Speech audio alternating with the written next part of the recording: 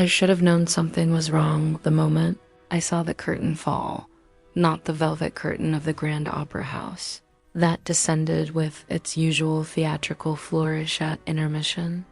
No, I mean the way Lucia Monteverde's face changed when she glanced toward the royal box.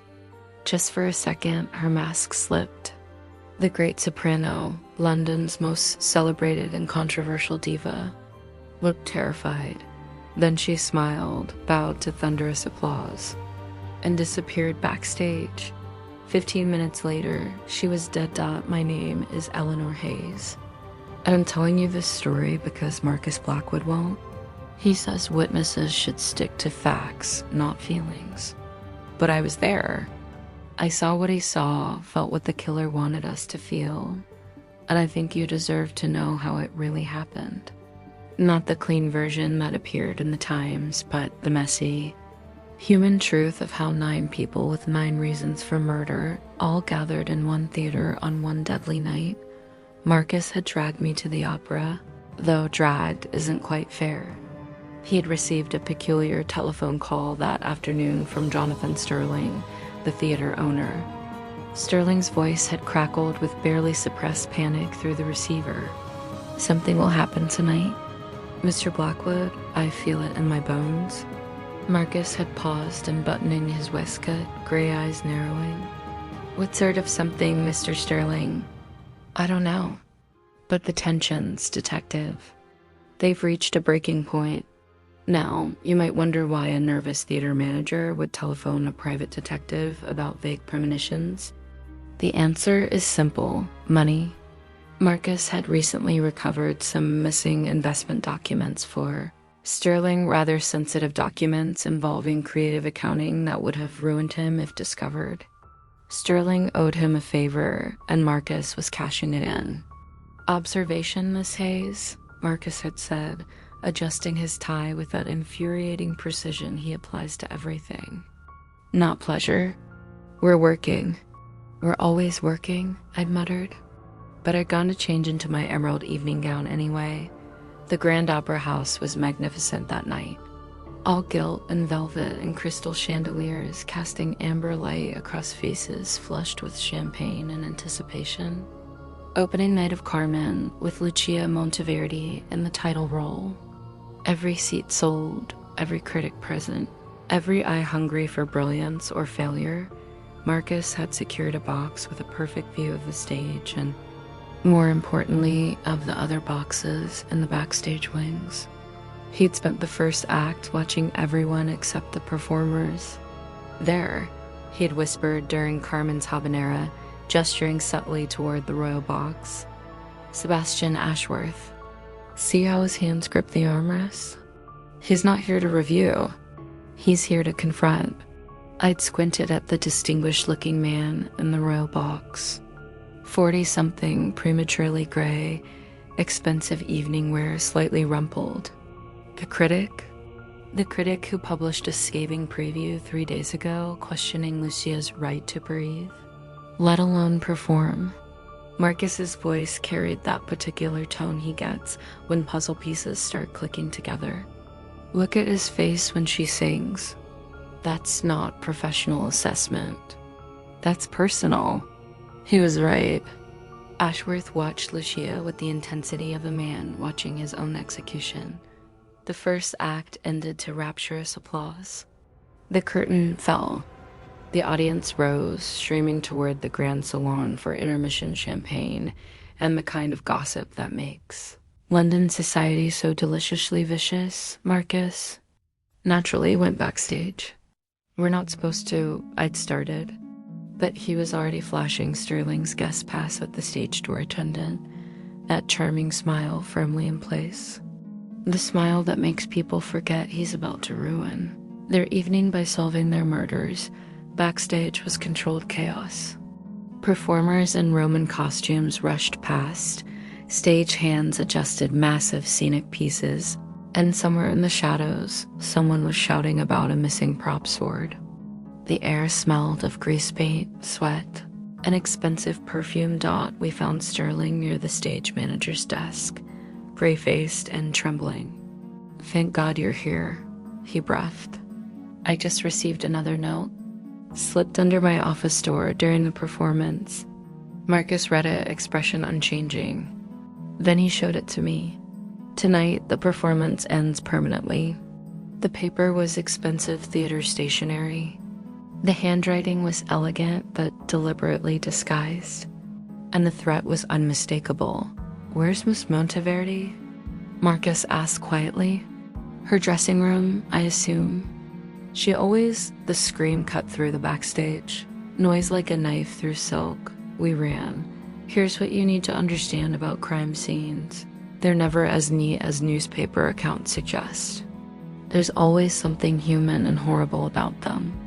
Something that makes your stomach turn, even when you're trying to be professional and detached.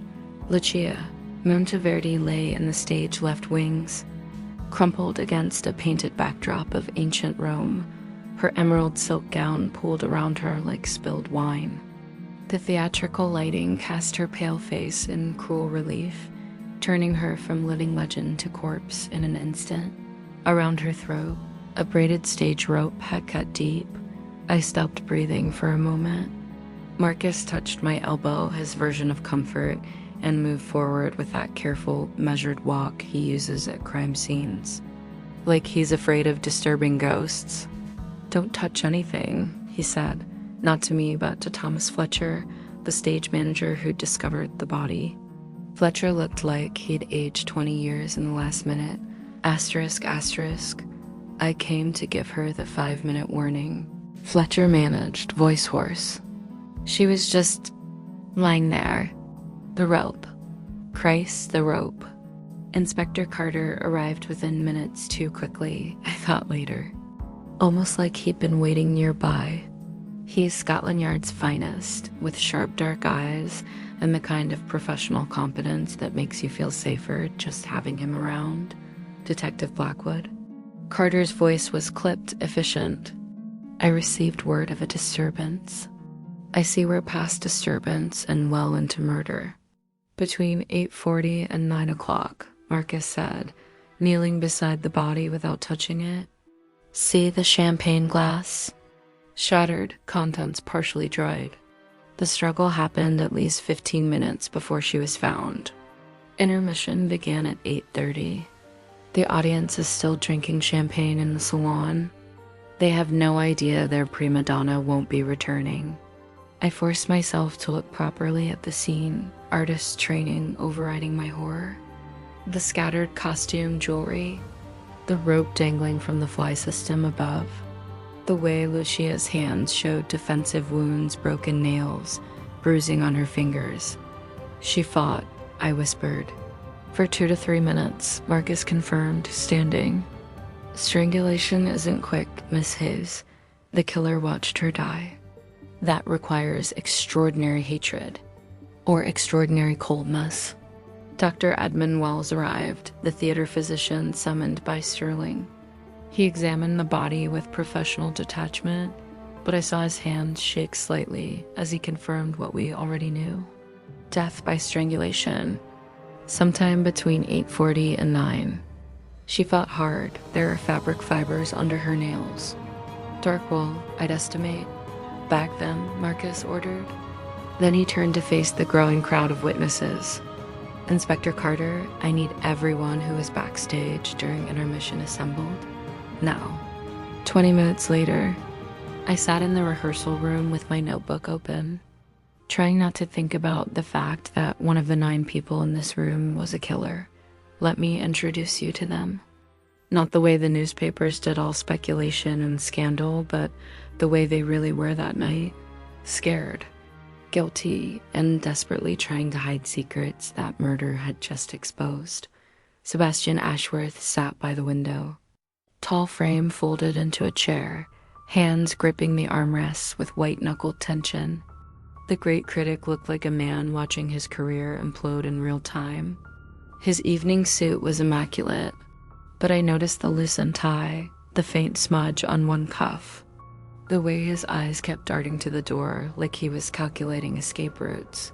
Victoria Sterling, the theater owner's wife, perched on a chair like it might bite her. She was 40 and striking, all elegant bones and expensive jewelry. Her champagne-colored gown whispered against silk when she moved. I'd seen her backstage during intermission, though her husband claimed not to have. Interesting. Margot Beaumont, Lucia's understudy, looked like she might shatter. At 32, she had the technical skill to replace Lucia, but lacked that indefinable star quality. Tonight should have been her triumph, finally, a chance to perform the lead role. Instead, she sat in a police interrogation, her opportunity tainted by murder. The irony wasn't lost on her face. Alessandro Conti lounged with studied casualness, but his dark Italian eyes missed nothing. The tenor from Milan, here for 3 months, partnered with Lucia professionally and, if rumors were true, personally. He still wore his Roman soldier costume, the tunic absurd in this mundane room. But there was nothing absurd about the calculation in his gaze. Madame Irina Rossi, Lucia's voice coach for 15 years, sat rigid as a corpse herself. At 58, the old Russian had trained a generation of opera stars. Her face revealed nothing, but her hands twisted a handkerchief with mechanical repetition. Twist, release, like she was practicing strangling something small. Thomas Fletcher, the stage manager who'd found the body, looked destroyed. Every rope, every pulley, every piece of rigging answered to his command, which meant the murder weapon had been under his direct supervision. His calloused hands bore rope burns, evidence of his profession, or evidence of something darker.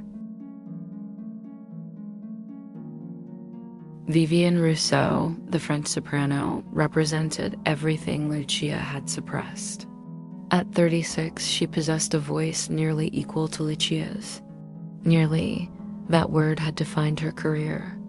Tonight she'd sung a minor supporting role, her considerable talent wasted.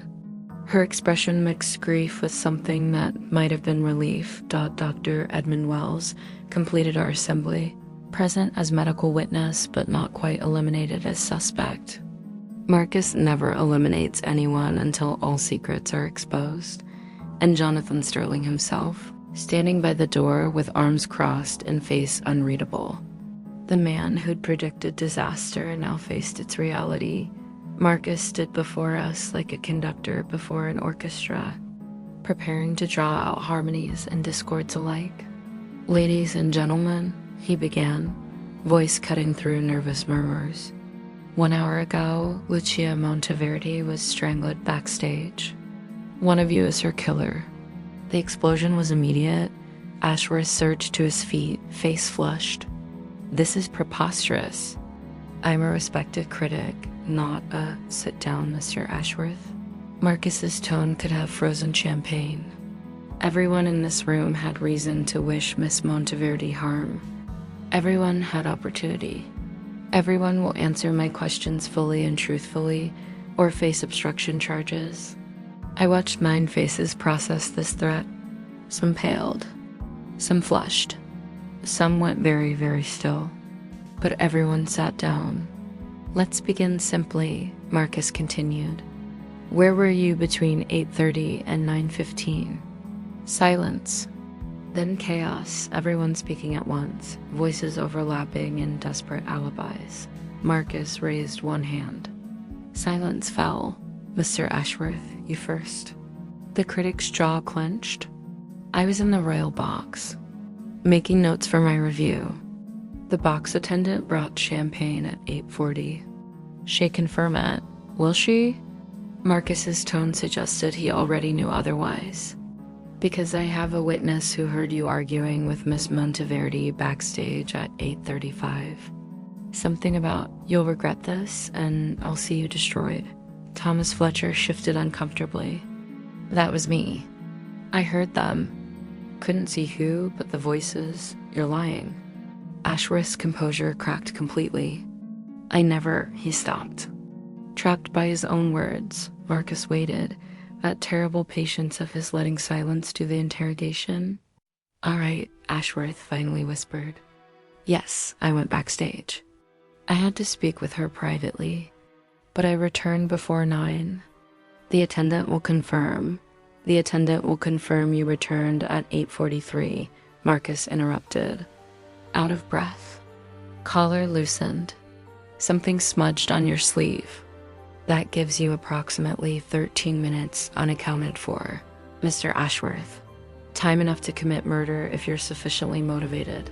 I didn't kill her. The words exploded from Ashworth with desperate force. God help me, I left her. The confession detonated like a bomb. Victoria Sterling gasped. Jonathan Sterling swore. Margot Beaumont covered her mouth in shock. I wrote it all down, pencil flying across pages, trying to capture the truth beneath the theater. You loved her? Marcus's skepticism was surgical. The woman who was blackmailing you? Who threatened to expose your corrupt reviews? Your gambling debts? Your financial arrangements with producers? Ashworth collapsed back into his chair, all fight gone. I loved her despite it. My harsh reviews were revenge for her choosing career over our relationship. The blackmail was her revenge for my cruelty. We were destroying each other, detective. But I didn't kill her. Even knowing she ruined me, I couldn't end her life. Marcus turned to Victoria Sterling. Mrs. Sterling, you claim you were in the Grand Salon during intermission? Yes. Her voice was ice over panic. Greeting patrons. At least 24 people saw me. And yet your husband says he didn't see you backstage. We were performing our respective duties in different locations. The explanation came too quickly. Too rehearsed. How fascinating. Marcus pulled a small evidence bag from his pocket. Dr. Wells found dark wool fibers under Miss Monteverde's nails. You're wearing a dark wool evening coat, Mrs. Sterling. May I examine it? Her composure cracked. Just a hairline fracture, but I saw it. That coat is expensive. I'll not have it. You'll hand it over or face obstruction charges. Inspector Carter interrupted, moving forward. Victoria reluctantly removed her coat. Marcus examined it briefly, then nodded to Carter. Bag it as evidence. He continued through the assembly, each question peeling away another layer of secrets. Madame Rosa's dismissal after 15 years. Alessandro Conte's affair with Lucia. Margot Beaumont's desperate ambition. Vivian Rousseau's perpetual second-place status. Jonathan Sterling's financial desperation if Lucia left for New York. Each revelation made someone squirm. Each answer raised new questions. Each suspect looked guiltier and more innocent simultaneously. By midnight, I'd filled 3 notebooks with observations, contradictions, and the kind of human messiness that makes murder investigations so exhausting. 9 people, 9 motives, 9 alibis ranging from solid to gossamer gash thin. Marcus stood by the window, watching dawn approach over London, his reflection ghostly in the glass. They're all lying, he said quietly, meant only for me. The question is whether they're lying about murder or simply about everything else. Do you know who did it? I asked, hoping for certainty. I know who has opportunity, means, and motive, which describes 7 of our 9 suspects. He turned from the window, and I saw that familiar gleam in his eyes, the one that meant pieces were clicking together. But I also know that sometimes the most obvious suspect is obvious because someone very clever wants them to be. What does that mean?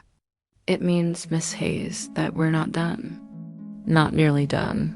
He was right, of course. He usually is, damn him, because the real performance was just beginning. Asterisk, asterisk, before we continue. I'm curious, have you ever been to an opera? There's something about the combination of beauty and artifice that makes it perfect for murder, don't you think? Tell me in the comments, would you have suspected Ashworth at this point? Or were you watching someone else? Creating these investigations takes weeks of plotting, writing, and revision. Your likes, comments, and subscriptions don't just flatter us, they directly determine whether we can continue bringing you mysteries like this one. If you want ad-free listening and early access to new cases, consider joining our membership. But honestly, just being here reading this is enough. You're already part of the story. Now, let's find our killer. *****. I've never been good with sleepless nights. Marcus thrives on them. I've seen him go 48 hours fueled by nothing but black coffee and sheer bloody-mindedness, but I need sleep. Real sleep, not the kind where you close your eyes and see a dead woman's face every time you drift off. It was 3 in the morning when Marcus finally released everyone from the rehearsal room. "Get some rest," he'd said, which was laughable. "Inspector Carter will post constables at all exits. No one leaves the theater until I'm satisfied." Satisfied with what? Victoria Sterling had asked, voice tight with exhaustion and fear. "With the truth, Mrs. Sterling. Simply the truth." Now I stood in Lucia Monteverde's dressing room, surrounded by the debris of a shattered life, watching Marcus work. This is what most people don't understand about detective work. It's not brilliant deductions and dramatic revelations. It's hours of methodical examination, documenting things that probably mean nothing, following threads that lead nowhere, costumes hung like ghosts on their racks. Makeup littered the vanity in colorful chaos. Photographs everywhere, Lucia with conductors, with fellow performers, with critics and patrons. A career documented in fading memory and silver gelatin. Marcus knelt before the vanity's locked drawer, picking tools already in hand. "You know, that's technically breaking and entering," I observed, mostly to hear my own voice in the silence. "She's dead. Miss Hayes, I doubt she pressed charges." The lock clicked.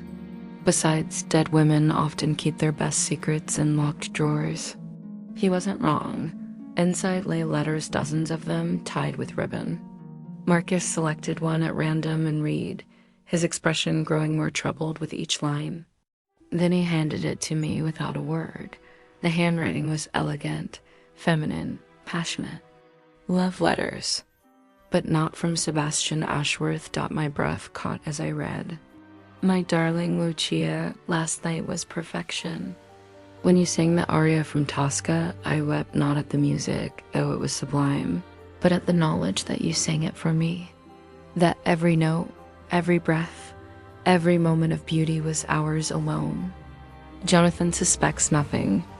He's too busy with his ledgers and his investors to notice that his wife has found something far more valuable than money. I found you. Always yours, V. Victoria Sterling," I whispered.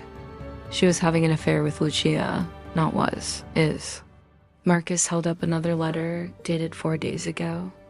Or rather, was until very recently. "Read this one." The tone had changed dramatically. Where earlier correspondence had been ardent and adoring, this one seethed with jealousy and accusation. "I saw you with him last night. The way you looked at Sebastian, the way you touched his arm. You promised me you were finished with men, that what we shared meant more than your past entanglements. But I was a fool to believe you. You collect hearts like some women collect jewels and discard them just as carelessly. Mark my words, Lucia. If I cannot have you, no one will. I felt sick." That's the same phrase as. The anonymous threat note, yes. Marcus carefully replaced the letters. Victoria Sterling threatened Lucia Monteverde. 4 days later, Lucia is dead, and Victoria has no alibi for the critical 10 minutes. But the wool fibers under Lucia's nails. Victoria's coat is precisely the evidence a clever killer would want us to find. Marcus stood, brushing dust from his trousers. "Think, Miss Hayes, if you were going to frame someone for murder, what would you do? Make sure the evidence pointed overwhelmingly at them?" "Exactly. And right now, everything points to Victoria Sterling. The love affair, the jealous threats, the physical evidence, the gap in her alibi. It's perfect. You think perfect evidence means she's innocent? I think perfect evidence means someone arranged it to be perfect. He moved to Lucia's wardrobe, examining costumes with methodical precision. Victoria Sterling is many things: desperate, jealous, capable of violence, certainly. But she's not stupid. If she'd killed Lucia, she wouldn't have left her own coat fibers under the victim's nails. She'd have worn gloves. She'd have been more careful. I wanted to argue, but Marcus was right. He usually is. Damn him. So who's framing her? That's what we're going to determine. He pulled a dark wool evening coat from the wardrobe Lucia's, not Victoria's. But first, we need to understand something crucial about this murder. What? It wasn't spontaneous. The rope was taken from storage at least 48 hours ago. The killer planned this, Miss Hayes. They chose their weapon, hid it somewhere accessible, waited for the perfect moment. Opening night chaos provided cover, but the murder itself was calculated, methodical, cold. A knock at the door interrupted us. Inspector Carter entered, looking as exhausted as I felt. Detective Blackwood. We've completed interviews with the theater staff. You need to hear what the box attendant told me. Sarah Collins twisted her hands nervously as she repeated her statement in Sterling's office. She was young, perhaps 20, with a kind of fragile prettiness that made me want to protect her from whatever darkness we were uncovering. I brought Mr. Ashworth his champagne at 8:40, just like he said, but she glanced between us, seeking permission to continue. Go on, Miss Collins, Marcus encouraged gently. Everything you remember matters. He wasn't in the box when I arrived. I waited for perhaps 2 or 3 minutes before he returned. He seemed agitated, out of breath.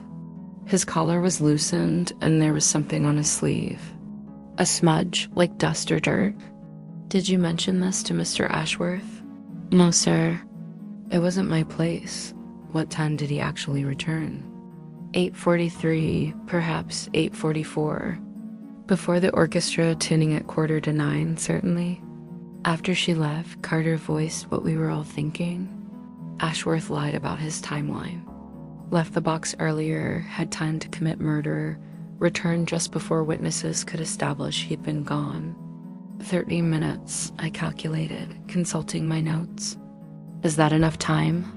Dr. Wells said strangulation takes 2 to 3 minutes, Marcus mused. Add time to navigate backstage corridors, commit the act, compose himself. Barely possible, but yes, possible. So Ashworth's our killer? Carter sounded almost disappointed, like he'd hoped for something more complex, or someone wants us to think he is. Marcus began pacing. That restless energy he gets when pieces are clicking together, but the picture isn't clear yet. Consider the timeline. If Ashworth left the royal box around 8:32 or 8:33, argued with Lucia until 8:40 as he claimed, then committed murder and returned by 8-40-3... That's 3 minutes to strangle someone, clean up, and appear merely agitated rather than covered in evidence of murder. You don't think he did it, I said. Not a question. I think his confession of love was genuine.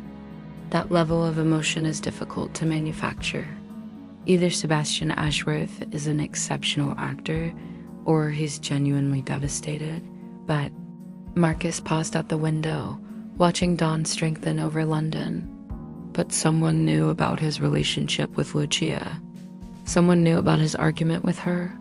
Someone is using that knowledge to construct a very convincing false narrative. The same someone who's framing Victoria Sterling? Perhaps. Or perhaps we have 2 separate killers, each trying to frame a third party, which would be remarkably inconvenient. Despite everything, the exhaustion, the murder, the impossible tangle of lies, I almost laughed. Only Marcus would call multiple murderers inconvenient. So what now? Now we go to the rigging loft. Thomas Fletcher mentioned the rope came from storage. I want to see exactly where. The rigging loft was cramped, dusty, and made my artist's heart sing. This was where theatrical magic was born. Pulleys and ropes and counterweights transforming into flying scenery and dramatic reveals. But now it was a crime scene, and beauty took second place to evidence. Fletcher showed us the gap where the murder weapon had hung. "You can see the dust pattern," he explained, indicating the darker outline on the wall. "Rope hung here for months, maybe longer. Someone took it within the past few days. Marcus's attention sharpened. "Not hours. See how the surrounding dust has settled into the gap? That takes time. At least 48 hours, possibly more." I photographed the evidence while Marcus examined the surrounding area with that intensity he reserves for crucial discoveries. "Mr. Fletcher," he said slowly, "who knows about this storage system? Who would understand which ropes were inactive? Anyone who's worked here regularly? Stage crew, obviously, but also performers who've been with us for multiple productions. Madame Rossi has been coming here for years. Miss Beaumont has understudied for 3 seasons. Even Senior Conti, he's been rehearsing here 3 months. Time enough to learn the layout. And to plan a murder," I added quietly. Fletcher's face went gray. "I never thought.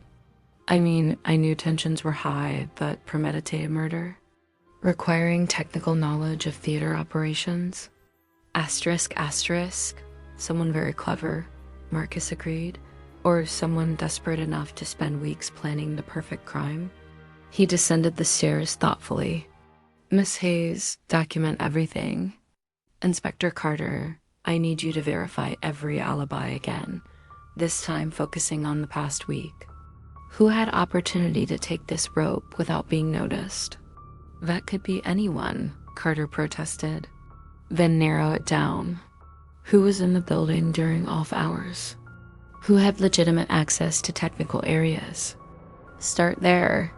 We found Victoria Sterling waiting outside the office. Her elegant facade had crumbled over the long night, revealing something more human underneath. Expensive makeup couldn't hide the tear tracks.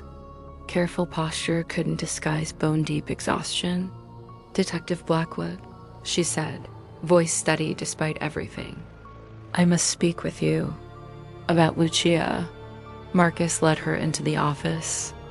I took my usual position, notebook ready, pencil poised, trying to look neutral while my mind raced with possibilities.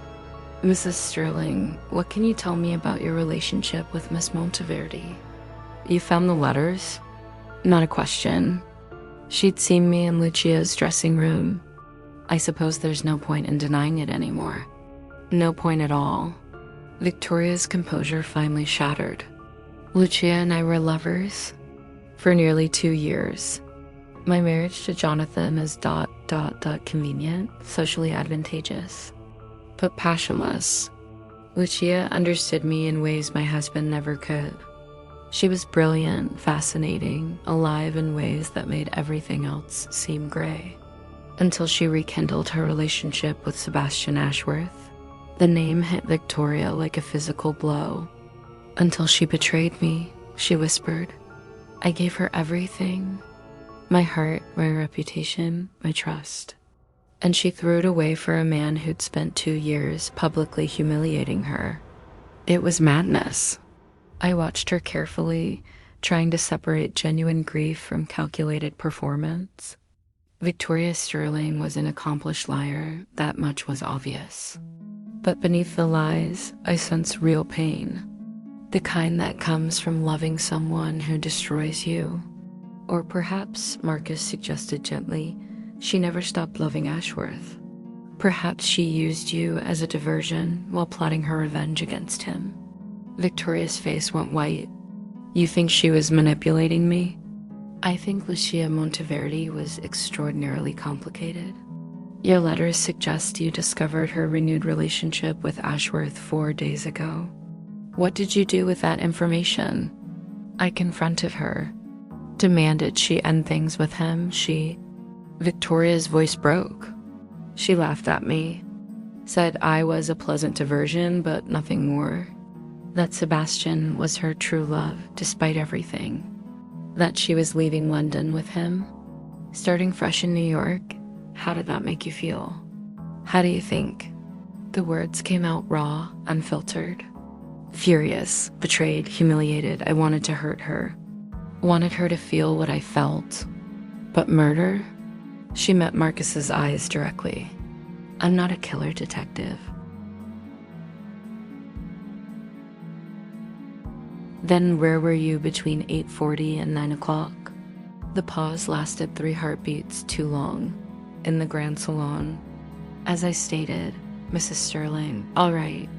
The admission burst from her. I left for approximately 10 minutes. Between 8:45 and 8:55. I needed air. The crowds, the performance of being Jonathan Sterling's devoted wife. It became suffocating. I went to the terrace overlooking the gardens. Alone? Completely alone. Marcus studied her face, and I knew he was weighing truth against theater, measuring sincerity against survival instinct. You'll remain available for questioning, he finally said. Inspector Carter will escort you back to the rehearsal room. After she left, I exhaled slowly. Do you believe her? I believe she loved Lucia. I believe she was betrayed. I believe she wanted Lucia dead. Marcus retrieved the evidence bags from his case. But wanting and doing are separated by a chasm most people can't cross. Victoria Sterling seems genuinely devastated. That's either real grief or the performance of her life. So we're back where we started? Not quite.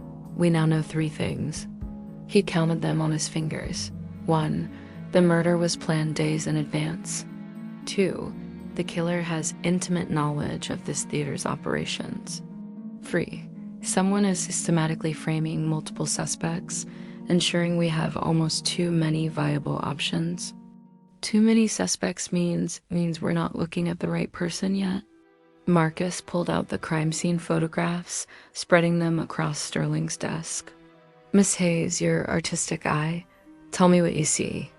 I studied the images, forcing myself past the horror to analyze composition, positioning, detail.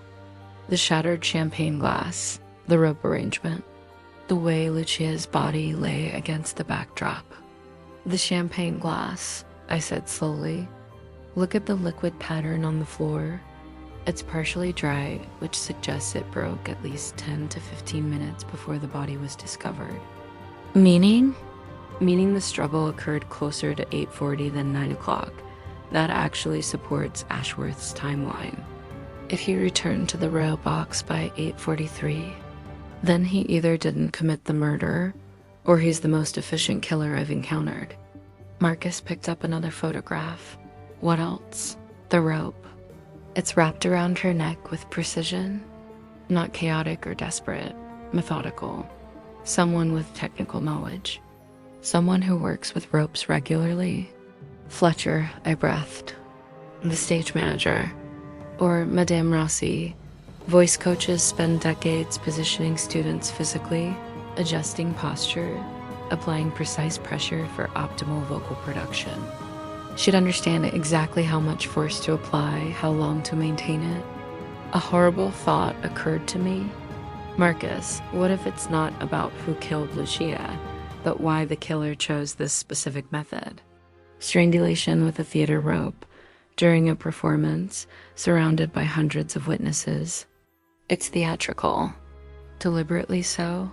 Someone making a statement, Marcus agreed. Or someone who wanted the murder to look like it could only be committed by a theater insider, when in fact anyone with basic knowledge could have done it. My head hurt.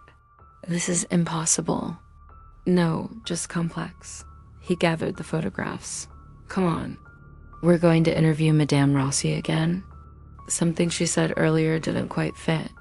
We found the voice coach in her dressing room, sitting with that same rigid posture, hands still twisting that handkerchief. Twist, release, twist, release. The mechanical motion was hypnotic and deeply unsettling. Madame Rossi, Marcus began, I need you to tell me about your daughter. the handkerchief stilled. My daughter, your daughter Katerina, the one who died 3 years ago in St. Petersburg. The silence that followed was absolute. You could have heard a feather drop. Madame Rose's face transformed, the professional mask falling away to reveal something ancient and terrible underneath. How did you... Public records? A drowning, officially. But the circumstances suggested intentional act. Marcus's voice was gentle but relentless. She was a soprano, wasn't she? She auditioned for this theater 15 years ago. She was brilliant, Madame Rossi whispered. More disciplined than Lucia, more dedicated, more deserving. Her Russian accent thickened with emotion. But Jonathan Sterling rejected her, said she lacked stage presence, chose Lucia Monteverde instead. And 3 years ago, your daughter took her own life. The rejection destroyed her. She never recovered. Depression, despair, the slow descent into darkness. And her voice broke. I could do nothing. Nothing but watch my beautiful, talented daughter fade away because this world valued charisma over competence, beauty over substance. I felt tears prick my own eyes. Whatever else Madame Rossi might be, her grief was genuine. So you blame Lucia, Marcus continued quietly. Even though the rejection came from Sterling, Lucia became the symbol of everything your daughter couldn't achieve. And when she hired you as voice coach, you saw opportunity. Not for instruction, but for revenge.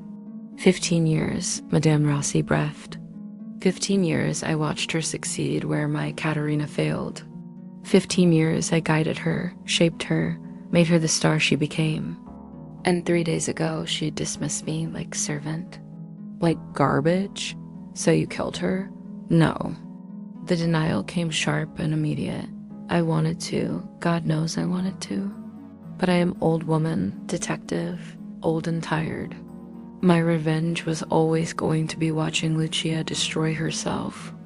And she would have the gambling, the affairs, the enemies she collected. I simply had to wait. Your alibi for intermission is that you were alone in your dressing room. I interjected, consulting my notes. No one can verify that. Because it is truth. I was crying like a fool over lost career and lost daughter. I have no witnesses because grief is private. But I also have no murder on my hands. Marcus circled her slowly like a shark sensing blood. The rope that killed Lucia was taken from storage days ago. It shows wear patterns consistent with someone who handles such equipment professionally. Stage managers develop distinctive grip patterns, but so do voice coaches who've spent decades adjusting posture, positioning students, applying physical pressure for optimal breathing. Madame Rossi's eyes widened. You think because I know how bodies work, I use that knowledge to kill? I think you had 15 years to plan the perfect murder. I think Lucia's dismissal provided the final motivation. I think you're intelligent, enough to frame multiple suspects, ensuring we'd have too many options to identify the real killer. This is fantasy, is it? Marcus pulled another evidence bag from his case. Dr. Wells found fabric fibers under Lucia's nails. We assumed they came from an evening coat, but he analyzed them more carefully at my request. They're not from a coat. They're from gloves, thin wool gloves. The kind someone might wear to avoid leaving fingerprints. Inspector Carter appeared in the doorway. Detective, we searched Madame Rossi's belongings as requested. Found these in her makeup case. He held up a pair of dark wool gloves.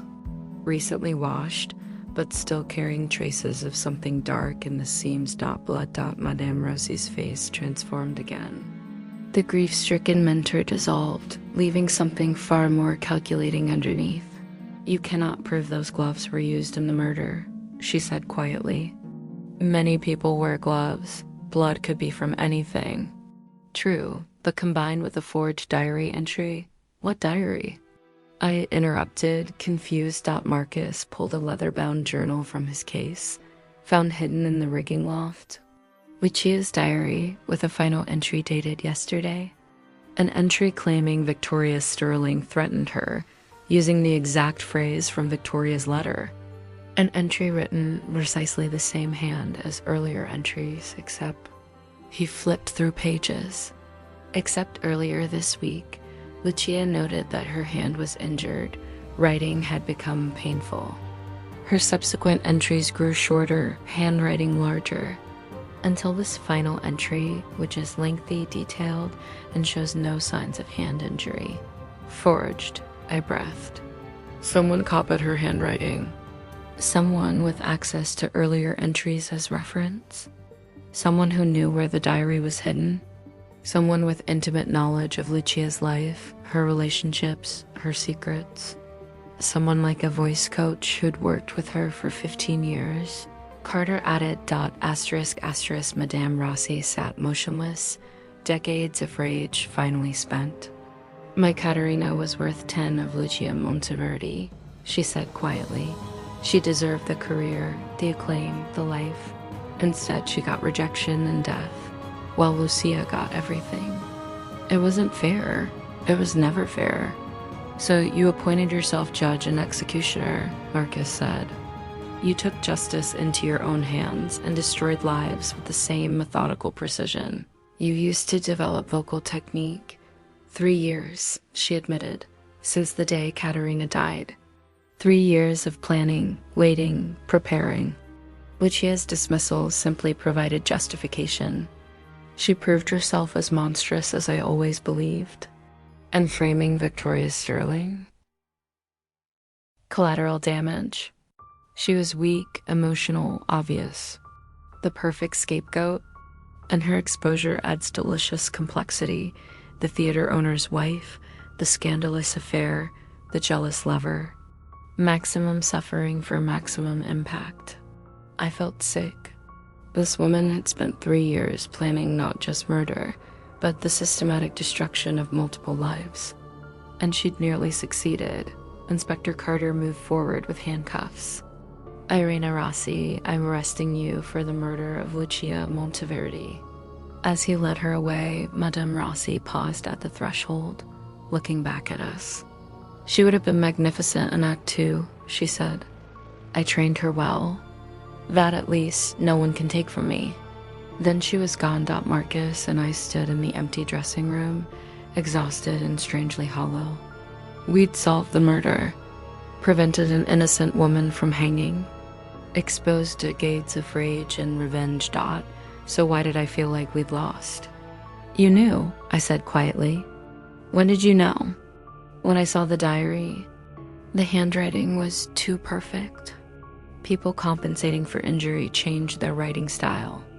But someone copying earlier examples doesn't know to account for that.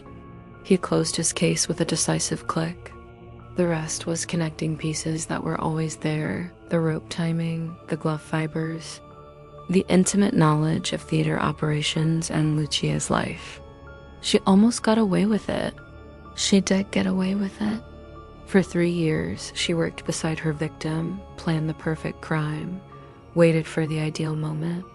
If Victoria Sterling hadn't been having an affair with Lucia, if Sebastian Ashworth hadn't been blackmailed, if Jonathan Sterling hadn't been facing financial ruin, Madame Rossi would have had no one to frame. The murder would have looked random, motiveless, unsolvable. But all those factors existed, and she used them brilliantly, ruthlessly, with a kind of calculated precision that makes my profession both fascinating and horrifying. Marcus picked up his hat, adjusting it with habitual precision. Come on, we have reports to file and a city full of crimes awaiting investigation. Don't you want to rest? Miss Hayes, there are 9 people in this theater who just learned their lives were nearly destroyed by one woman's revenge. The least I can do is document why. He was right. He usually is, damn him. We walked through the theater one final time as dawn gave way to full morning. The stage stood empty, curtains closed, all traces of last night's drama removed. Soon the constables would release the witnesses. Soon life would resume its normal rhythm, but nothing would ever be quite normal again. Victoria, Sterling would face social scandal. Sebastian Ashworth's career was destroyed. Jonathan Sterling would probably lose the theater. Alessandro Conti would return to Milan. Margot Beaumont would finally get lead roles, though not as she'd imagined. Thomas Fletcher would manage other stages. Vivienne Rousseau would rise in the opera world.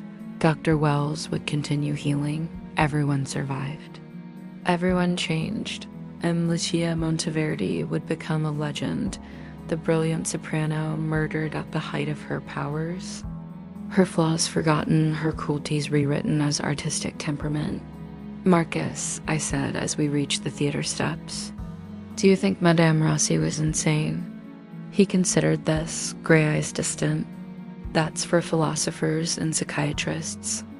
I simply prove guilt or innocence. But I will say this, the most dangerous killers are those who believe their murders are moral acts. They lack the self-awareness to question their actions, the doubt that might stop them before violence occurs." She really thought she was doing the right thing. She thought she was balancing cosmic injustice, avenging her daughter, punishing the wicked. He smiled without humor. "The problem with playing God, Miss Hayes, is that gods rarely understand mercy, only judgment."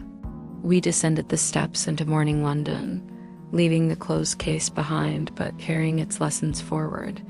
Somewhere in the city, I knew future killers planned future murders. Future victims lived their last innocent days. Future tragedies gestated in resentment, jealousy, rage, and broken love. But that was tomorrow's work. Today we'd solve the mystery, expose the killer, save the innocent. The curtain had fallen on Act 2, and Act 3 was waiting. Asterisk, asterisk, did you suspect Madame Rossi? Or were you convinced it was Victoria Sterling? I'll admit, even being there, I thought Marcus was going to arrest Victoria right up until he pulled out that diary. That's the thing about watching a master detective work, you're never quite as clever as you think you are. We're approaching the finale now. One more part, one more revelation, because Marcus said something to me that night that I haven't shared yet. Something about the murder that we both missed until it was almost too late. Tell me in the comments, what do you think we missed? What detail is still nagging at you? And if you've read this far, if you followed Eleanor and Marcus through 2 full parts of this investigation, thank you. Truly, your engagement makes these stories possible. Consider subscribing if you want to see how this ends, or don't. But either way, come back for the finale, because the real performance, it's not over yet. Asterisk, asterisk. Here's what I should have realized immediately. When Marcus says a case is closed, he means it's closed for now. When he says we missed something, he means I missed something and he's giving me a chance to figure it out before he explains it. I hate when he does that. We'd been back at his Baker Street flat for perhaps 3 hours, enough time for me to collapse onto his sofa while he made tea with that infuriating precision he applies to everything. The morning sun slanted through the windows, turning dust motes into golden fireflies. Outside, London was waking up, completely unaware that we'd just solved a murder. I should have been relieved. Triumphant, even. We'd caught the killer, prevented an innocent woman from hanging, exposed 3 years of calculated revenge. So why did Marcus keep pacing? "Miss Hayes," he said finally, setting down a teacup I hadn't asked for. "Walk me through the timeline again." I groaned.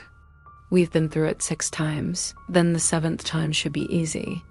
"Fine." I pulled out my notebook.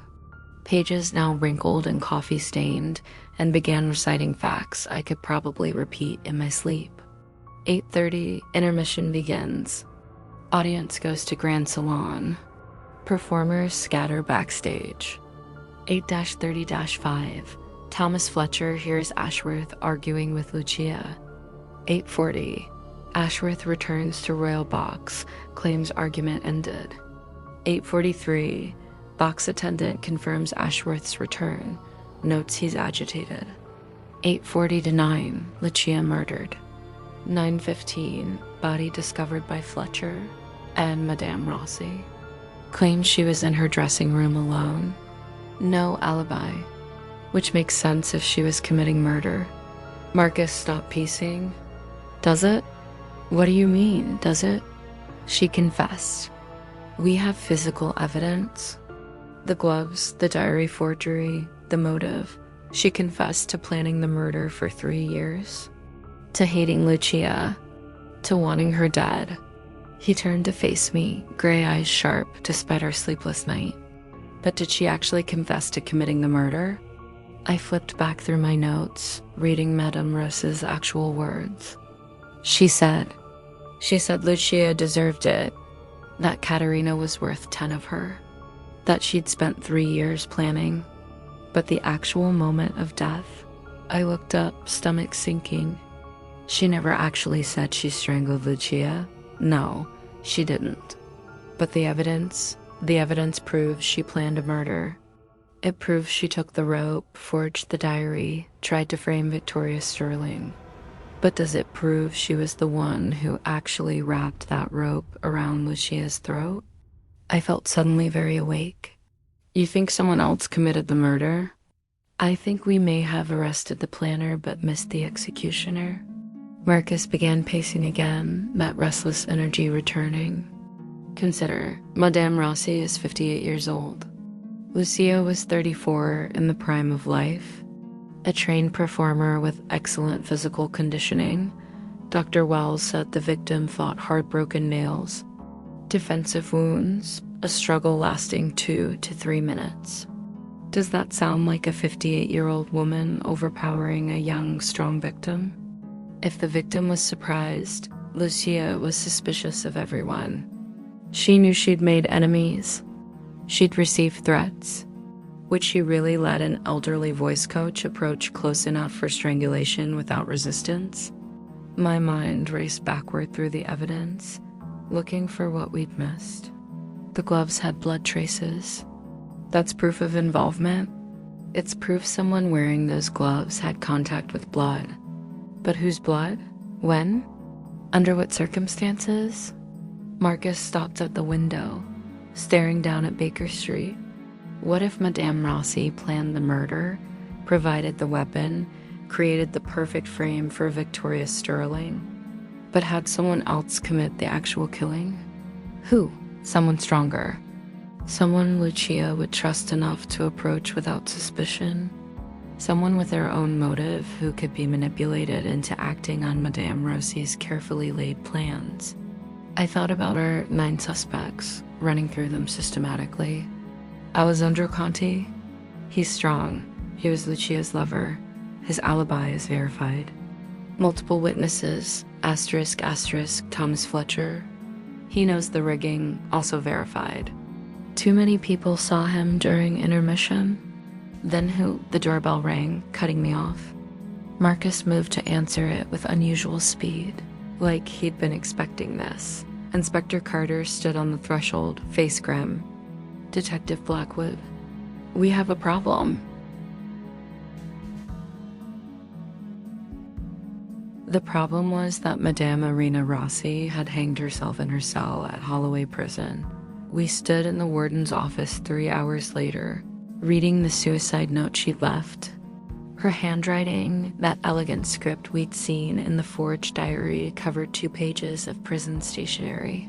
To Detective Blackwood and Miss Hayes, you were correct about everything except the most important detail. Yes, I planned Lucia's murder for 3 years. Yes, I took the rope, forged the diary, created the perfect frame for Victoria Sterling. Yes, I hated Lucia Monteverde with every fiber of my being for what her existence took from my daughter, but I did not strangle her with my own hands. I am old, weak, consumed by grief, but not by the physical strength required for murder. So I found someone else, someone young, strong, someone Lucia trusted completely, someone who had their own reasons to want her dead, someone who would execute my revenge while I established my alibi. I told this person where the rope was hidden. I explained when the chaos of intermission would provide perfect cover. I promised that if they killed Lucia, I would ensure Victoria Sterling took the blame, that no suspicion would ever fall on them, and they believed me. They killed her while I sat in my dressing room, waiting, listening for the inevitable scream that would signal my victory. Katerina's death would be avenged. Lucia's career would end. Victoria Sterling would hang. The theater would close in scandal. Perfect revenge. But you, Detective Blackwood, with your insufferable precision and your clever assistant, you unraveled my perfect plan. Not completely, you still don't know who actually committed the murder, but close enough that I knew you would eventually discover the truth. I will not give you that satisfaction. The killer walks free now, believing themselves safe. They are not. When you read this letter, you will already know who they are. You simply need to look at the one person I never named, the one suspect we discussed who I carefully avoided, accusing my daughter is avenged. Lucia is dead, and I go to my own death knowing I destroyed everyone who hurt my Katerina. May you rot in hell with me. Detective Irina Rossi. I read the letter 3 times, hands shaking. She killed herself rather than reveal the accomplice. She killed herself rather than face execution, Marcus corrected. This is her final act of control, but she's also playing one last game with us. Carter looked between us. You think she's lying? That she actually did commit the murder and this is misdirection? No, Marcus's voice was certain. Every word is truth. She planned the murder, but someone else executed it. And she just told us exactly how to identify them? Where? I don't see, she said, the one person I never named. The one suspect we discussed who I carefully avoided accusing. Marcus pulled out his own notebook, flipping through pages of interview transcriptions. During our interrogation of Madame Rossi, she mentioned everyone: Victoria Sterling, Sebastian Ashworth, Jonathan Sterling, Alessandro Conti, Thomas Fletcher, even Vivienne Rousseau. But there's one suspect she never discussed. One person whose name never passed her lips despite being present at every interview. It hit me like physical blow. Margot Beaumont. The understudy, Marcus confirmed. The one person who stood to gain most immediately from Lucia's death. The one person we eliminated early because 6 chorus members vouched for her alibi. But her alibi, 6 chorus members confirmed she was in the dressing room. But what if she stepped out for 10 minutes? In the chaos of intermission, would anyone really notice? Would anyone remember precisely when they saw her versus when they simply assumed she was present? Carter was already moving toward the door. I'll bring her in for questioning. No, Marcus's command stopped him. If we bring her in officially, she'll lawyer up, claim harassment, hide behind her alibis. We need proof, and I know how to get it. Margot Beaumont lived in a modest flat in Bloomsbury, the kind of place ambitious performers rent while waiting for success. We arrived unannounced, just after noon. When her guard would be down, she answered the door in a dressing gown, hair loose, face bare of makeup. Without the theatrical paint and costume, she looked younger. Vulnerable, dangerous, I reminded myself. Possibly a murderer, Detective Blackwood. Miss Hayes. Her confusion seemed genuine. I thought the case was closed. The papers said Madame Rossi confessed. May we come in? Marcus's tone was pleasant, non-threatening. Just a few final questions for our report.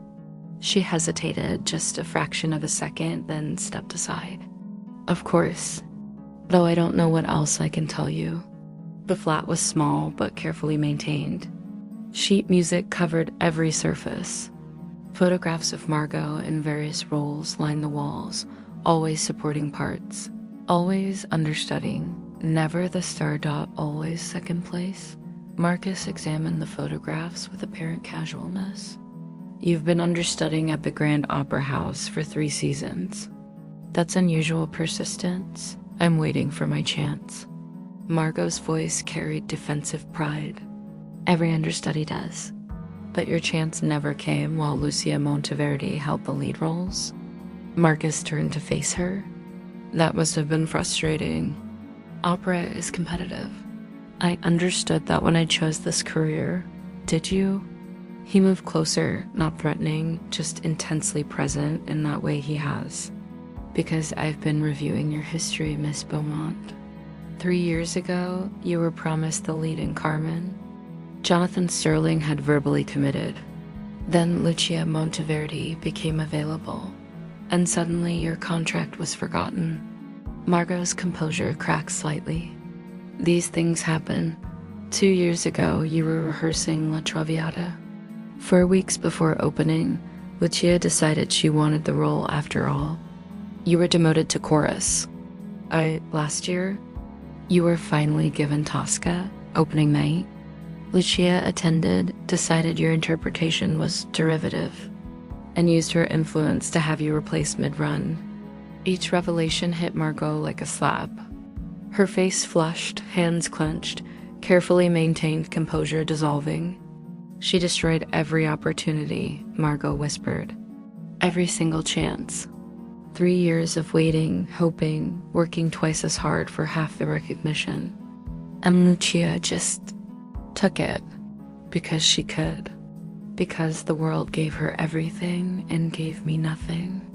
So when Madame Rossi approached you, Marcus continued softly, when she offered you a way to finally get your chance, to finally step out of Lucia's shadow permanently, you listened.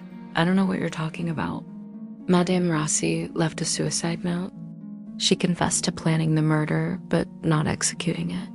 She said she found someone young, strong, someone Lucia trusted, someone with their own reasons to want her dead. Marcus pulled the letter from his pocket. Someone who would kill while Madame Rossi established an alibi. Margot stared at the letter, face draining of color.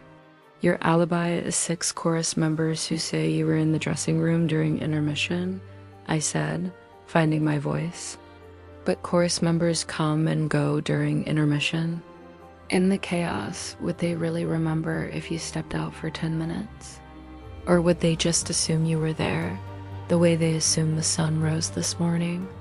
You can't prove. Actually, we can. Marcus produced a small evidence bag. Inside was a single thread burgundy silk, barely visible. This was found snagged on the rigging loft ladder. It matches the costume you wore during Act 1 of Carmen. The costume you claimed you never took off, that you wore throughout intermission while socializing in the dressing room. That could have gotten there during rehearsals. It could have. Except the rigging loft is off limits during performance days. Thomas Fletcher confirmed no one accessed it during the day yesterday. The only time someone could have snagged a costume thread on that ladder was during intermission, when someone climbed up to retrieve the hidden rope, when someone prepared to commit murder. Margot's breath came faster now, panic breaking through her carefully maintained facade. Asterisk, asterisk. Here's what really happened. Marcus continued, voice gentle but relentless. Madame Rossi approached you weeks ago, offered you the ultimate opportunity not just to perform Carmen once, but to become the Grand Opera House's new leading soprano. All you had to do was kill Lucia Monteverde during opening night chaos. She told you where the rope was hidden, I added, pieces falling into place. She explained how to access the rigging loft during intermission when everyone was distracted. She promised she'd frame Victoria Sterling, that no suspicion would ever fall on you. And you believed her, Marcus said, because you were desperate. Because 3 years of humiliation had built up enough rage that when someone offered you both revenge and reward, you couldn't resist. So during intermission, you excused yourself from the dressing room, just going to the ladies' room, or need some air, something forgettable. You climbed to the rigging loft, retrieved the rope, and waited near the stage left wings. When Lucia appeared, you approached her. The understudy, the harmless Margot, always eager to please. She let her guard down, and you wrapped that rope around her throat and pulled tight for 2 to 3 minutes while she fought and died.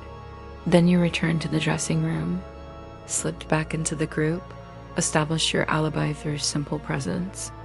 6 people who would swear you were there the whole time because in their memory you were. That's how human perception works. We remember people being present if they were present when we looked. Margot stood frozen, trapped between confession and denial. There's one thing that betrays you absolutely, Marcus added. During our first interrogation, when we assembled all 9 suspects, everyone reacted to the announcement of Lucia's murder with shock, grief, fear, or carefully hidden satisfaction. Everyone except you. You showed appropriate distress, appropriate concern, but your hands never shook. Your voice never wavered. Your breathing never changed. Because you already knew, I realized. You'd been preparing for this moment, rehearsing your reaction the same way you'd rehearsed every role. But you over-rehearsed. You were too perfect, too controlled. And Marcus noticed. I noticed everything, Miss Beaumont. Marcus's gray eyes were merciless now, including the fact that you're left-handed. The bruising on Lucia's throat shows the rope was pulled by someone left-handed. Madame Rossi is right-handed. Victoria Sterling is right-handed. But you, Miss Beaumont, you're left-handed. And that detail, combined with the silk thread, the missing 10 minutes, and the psychological profile of someone desperate enough to commit murder for a career opportunity. That's enough. The silence stretched, brittle as glass. Then Margot Beaumont laughed. It started quiet, almost a sob, then grew into genuine amusement. You're right, she said finally. About all of it. Madame Rossi approached me 6 weeks ago, told me she'd been planning this for years, but needed someone younger, stronger to execute it. She promised me everything, the lead roles, the career, freedom from Lucia's shadow. And all I had to do was pull a rope tight for 3 minutes.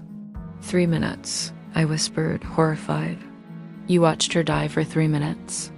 I watched her finally stop taking what was mine. Margot's voice carried no remorse, only bitter satisfaction. Do you know what it's like? Being perpetually second place?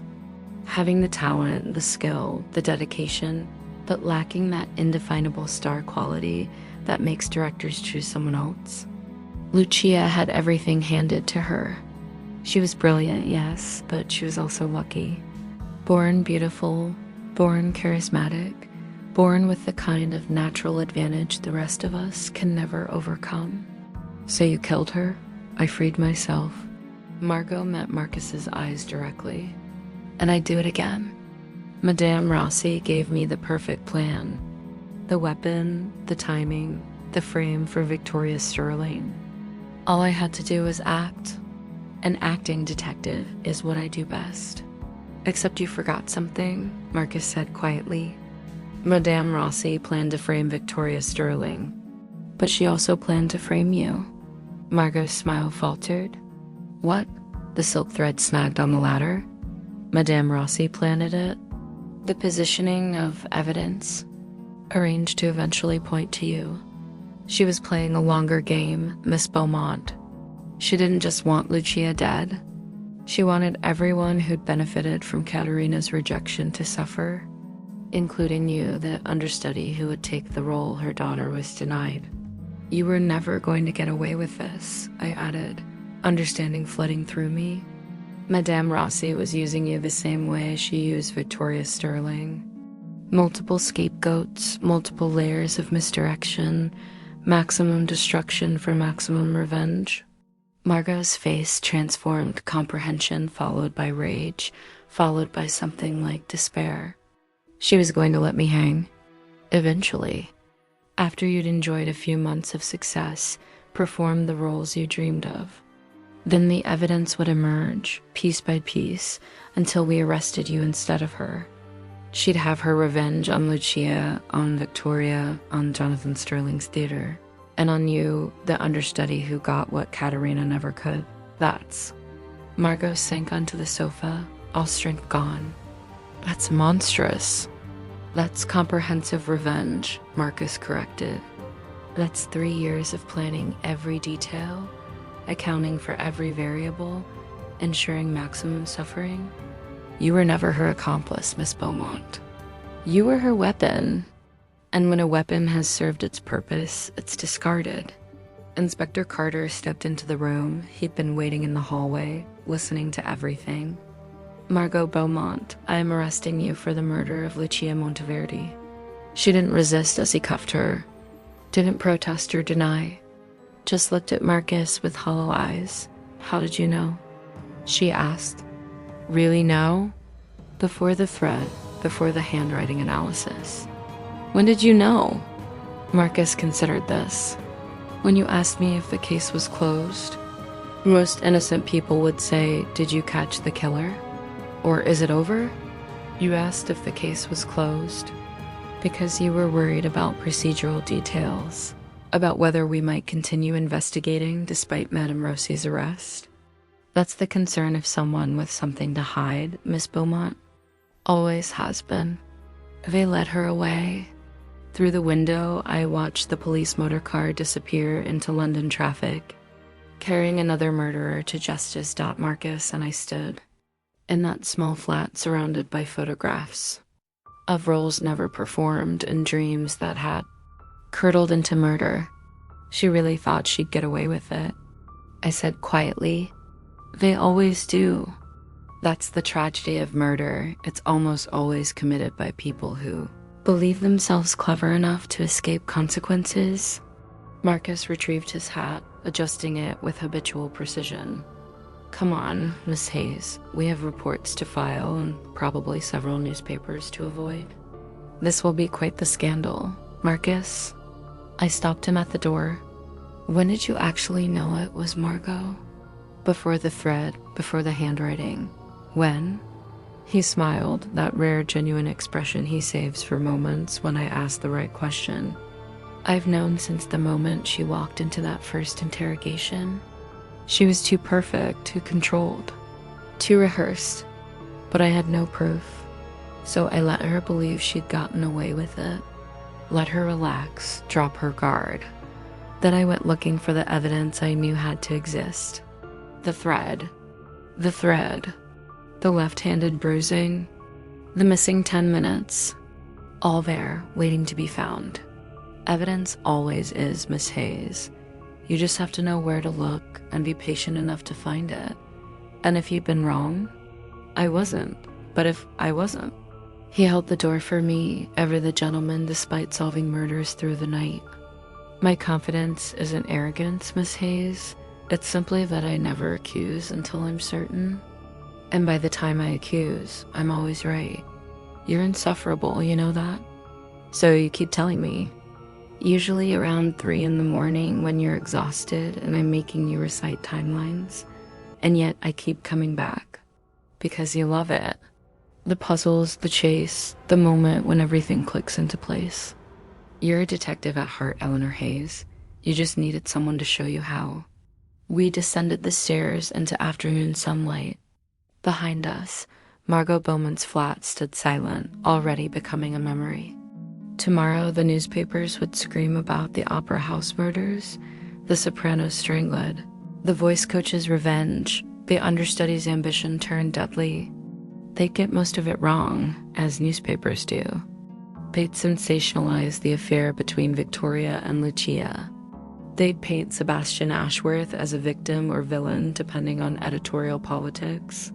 They'd reduce 3 years of planning and decades of grief into tidy headlines. But we knew the truth. The messy, complicated, human truth that murder is never simple, never clean. Never just one thing.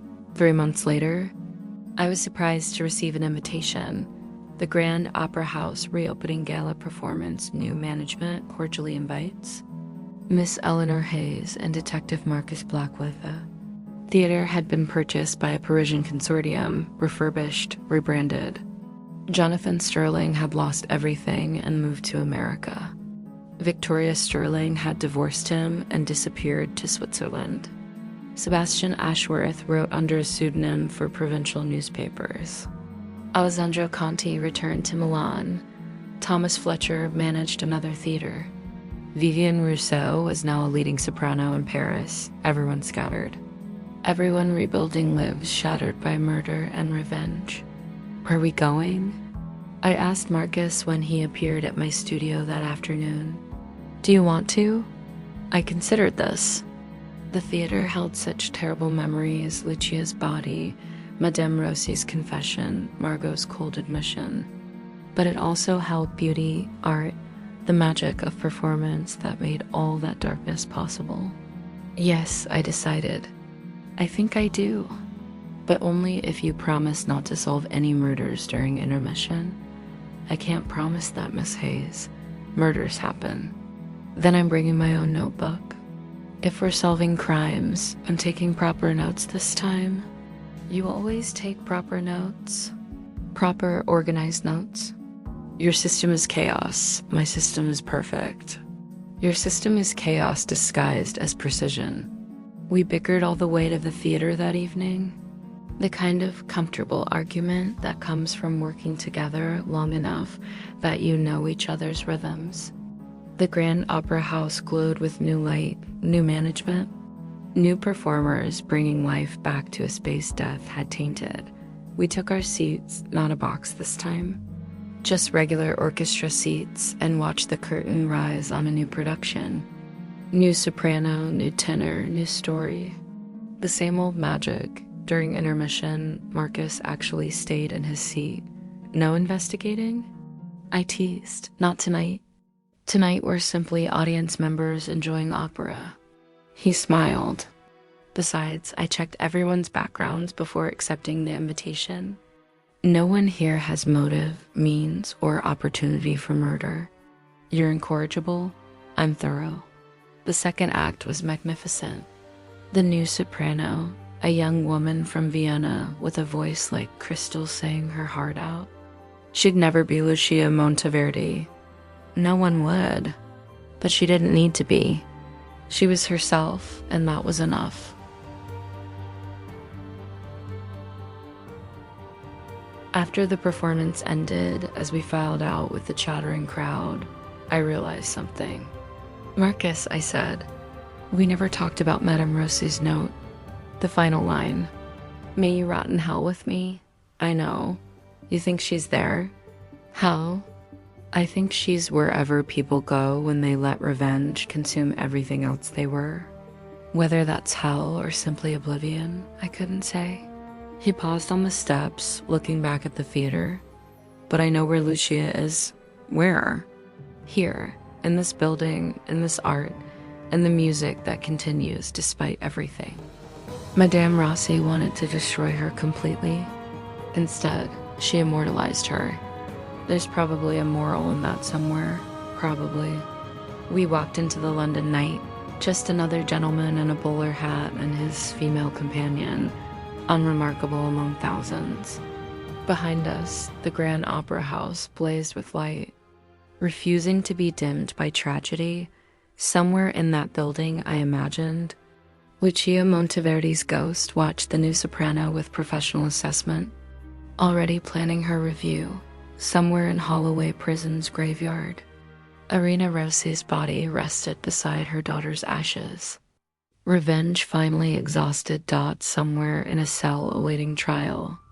Margot Beaumont rehearsed her testimony, still performing, still hoping for applause, and somewhere in the city, the next murder was already gestating, someone nursing a grudge, someone planning revenge, someone believing they'd be the first. Killer clever enough to escape Marcus Blackwood's? Notice, they'd be wrong. They're always wrong, but they keep trying. Marcus keeps solving, and I keep writing it all down, trying to capture the truth beneath the tragedy, because that's what we do. That's who we are, Dot, and honestly, I wouldn't have it any other way, Dot, asterisk, asterisk. 6 months after the Opera House murders, I received a letter from Margot Beaumont. She was awaiting trial, facing likely execution, but she'd asked specifically to write to me. Dear Miss Hayes, I've been reading your detective stories in the Strand magazine. You're quite good. Better than I expected from someone who plays second fiddle to Detective Blackwood. That's a joke. I understand second fiddle now. They say I'll hang. Probably next month. The trial was efficient, the verdict certain. I killed Lucia Monteverde, and I'd do it again, but the law requires my death in exchange. Fair enough. I wanted you to know something, though. Something I didn't tell Detective Blackwood because he'd have used it against me somehow. But you understand stories. You understand why people do terrible things. I loved her, not romantically. Not like Victoria Sterling loved her. But I loved Lucia the way any artist loves their greatest rival. She made me better. Every time she took a role I wanted, every time she outshone me, every time she reminded me I was second place, she pushed me to be better than I was, and I killed her for it. That's the real tragedy. Miss Hayes, not that I murdered someone who hurt me, but that I murdered someone who made me great. Without Lucia, I'm just a mediocre soprano with decent technique. With her, I was constantly improving, constantly chasing something higher. Now I'll hang. And I'll hang as someone who killed her own greatness. Told Detective Blackwood. He was right about everything except one thing. I'm not sorry I killed her. I'm sorry I can never be challenged by her again. There's a difference. Yours truly, Margot Beaumont. P.S. I'm singing in my cell sometimes, practicing for an audience that will never hear me. I think Lucia would appreciate the irony. I showed Marcus the letter that evening. He read it twice, expression thoughtful. She still doesn't understand, he said finally. She could have left the opera, found another career, another calling, but she chose to kill her rival instead of accepting that rivalry made her better. Maybe she couldn't see another option. We always have options. Miss Hayes, the tragedy is when we convince ourselves we don't. I folded the letter carefully, filing it with the case notes. Will you attend the execution? No, my job was catching her, not watching her die. He returned to his notes on a new case, something about jewel theft in Mayfair, blessedly free of murder. Will you? I don't know. Part of me thinks I should bear witness, that someone should remember Margot Beaumont as a person, not just a murderer. Then go. Someone should remember. Just don't let it haunt you. Too late for that. I know. We worked in comfortable silence, the way we'd learned to over months of partnership. Outside, London bustled with life, with stories, with future mysteries waiting to be solved. And somewhere in a cell, Margot Beaumont sang to an audience of stone walls and iron bars, practicing for a performance that would never come. The curtain, as they say, had finally fallen, but the echoes would last forever. Asterisk, asterisk, and there it is. The truth behind the curtain, the murder beneath the opera, the revenge that consumed everything it touched. Thank you for following Eleanor and Marcus through this case.